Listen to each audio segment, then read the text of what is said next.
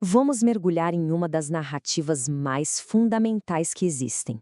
A gente vai seguir um fio condutor que começa lá no início de tudo, na criação do universo, e vai até o nascimento de uma criança que, segundo a história, mudaria o rumo de tudo. É com essa frase que tudo começa. Uma frase que já estabelece uma escala, assim, cósmica. Antes disso, o texto descreve um vazio, um mundo sem forma, só escuridão e água. E é desse caos inicial que a narrativa começa a construir o mundo, passo a passo.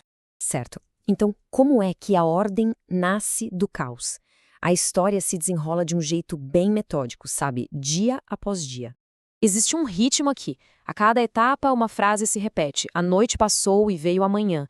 Do primeiro ao sexto dia, a gente vê uma progressão lógica.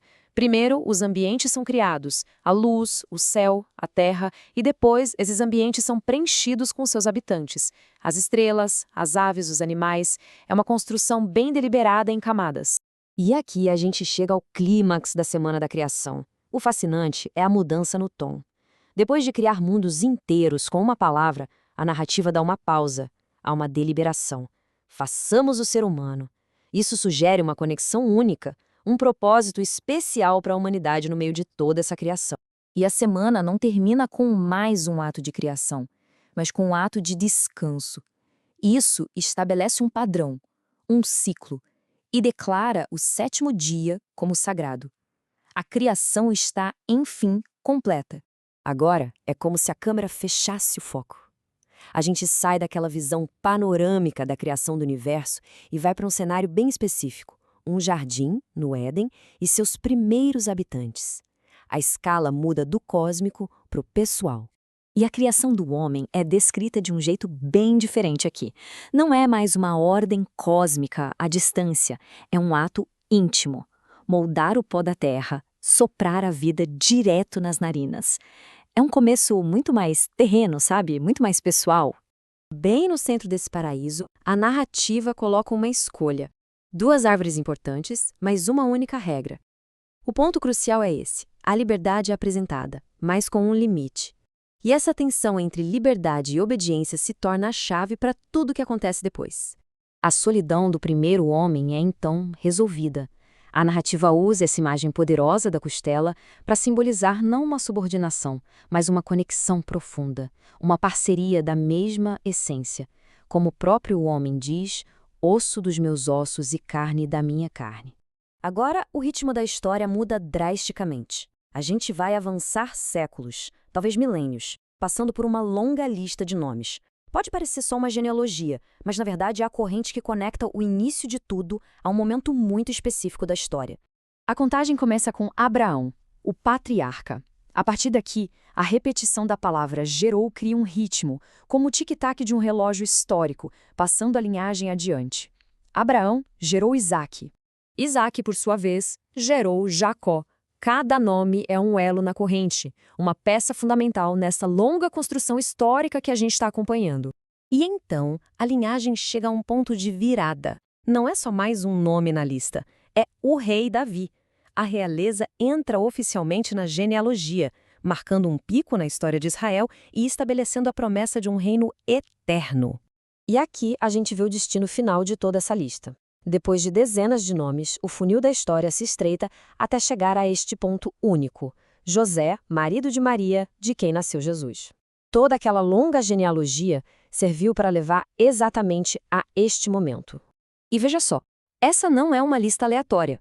O autor organiza tudo de propósito em 3 conjuntos de 14 gerações. É um jeito de estruturar a história, mostrando que existe um padrão, um propósito se desenrolando desde Abraão até o nascimento que está por vir. Agora, a gente desacelera, e muito. Deixamos a visão panorâmica da genealogia e mergulhamos no drama humano e pessoal de Maria e José. José enfrenta um dilema gigantesco, tanto pessoal quanto público. A noiva dele está grávida e ele sabe que não é o pai. A solução vem por um sonho e a saudação do anjo é crucial. José, filho de Davi. Isso conecta ele diretamente à linhagem real e valida o papel dele como guardião da criança prometida. O nascimento também é apresentado como o cumprimento de uma antiga profecia. A criança seria chamada de Emanuel, e o significado desse nome é, talvez, a essência de toda a narrativa: Deus conosco. Não é só um nome, é uma declaração de identidade e de propósito divino. E então, a história se expande para além das fronteiras de Israel. O foco sai da pequena família e se abre para o mundo, com a chegada de sábios misteriosos do Oriente. Eles não foram guiados por anjos ou profecias, mas por um sinal que eles leram nos céus: uma estrela. A chegada deles em Jerusalém, o centro do poder, provoca uma crise imediata. A pergunta que eles fazem é politicamente explosiva. Eles não procuram uma criança qualquer, mas um rei recém-nascido, o que é uma ameaça direta ao trono que já existia. A reação é instantânea e generalizada. O rei Herodes, conhecido por sua crueldade e paranoia, fica perturbado. E o texto diz que não foi só ele, mas todo o povo de Jerusalém com ele. A notícia de um novo rei não traz alegria para a capital, mas sim medo e instabilidade política. Apesar de toda a agitação em Jerusalém, os magos encontram a criança.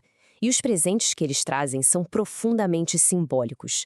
Ouro, um presente para um rei; incenso, usado na adoração a uma divindade; e mirra, uma resina usada em embalsamamentos, o que já sugere a mortalidade. E a história termina com um aviso e uma fuga. Assim como José, os magos são guiados por um sonho para evitar Herodes. Eles voltam para casa por outro caminho, deixando para trás uma criança cuja vida já está em perigo. Isso nos deixa com uma pergunta, né? Por que uma história que começa com a criação majestosa do cosmos se concentra num nascimento que de imediato já provoca medo, intriga política e perseguição?